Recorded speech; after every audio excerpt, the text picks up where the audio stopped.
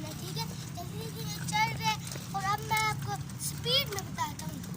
देखिए ये स्पीड में,